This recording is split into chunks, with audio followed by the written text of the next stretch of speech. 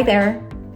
I'm Crystal Sunbury. I am a senior manager aligned with RSM's audit practice and a real estate and construction senior analyst in RSM's Industry Eminence program, where I have the pleasure of working alongside our economists and other industry analysts to understand, forecast, and communicate the themes and trends impacting the middle market today. My focus in the program is housing and residential construction, and what an exciting time to be aligned with the sector. Housing has been through a roller coaster, beginning with a pandemic period frenzy, which was driven by the need for more space, a rise in household formations, and of course, the low interest rate environment as central banks cut rates to stimulate the economy. This frenzy, however, ended early last year when mortgage rates began to climb much more rapidly than expected, making housing unaffordable for many and causing demand to come to a halt. So what is next for housing?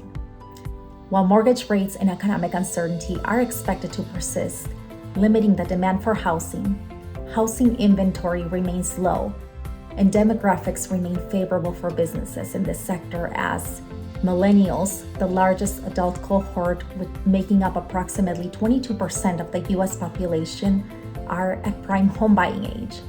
This is expected to bring back demand once rates and prices stabilize. While we will not see the frenzy that we experienced in 2021 and into early last year, builders are beginning to see signs of consumers coming back into the market as the traditional spring selling season kicks off.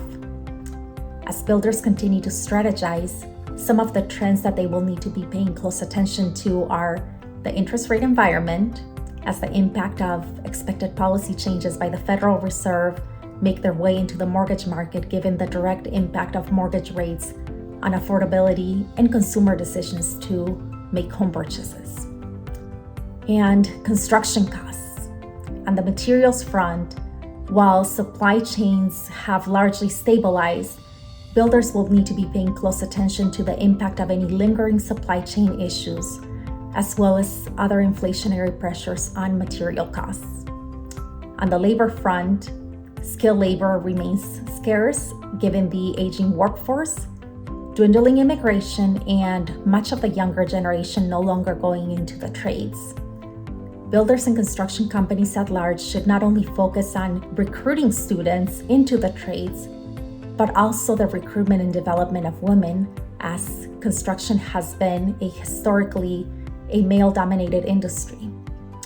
Recruiting more women can prove to be a successful long-term strategy for builders and construction companies.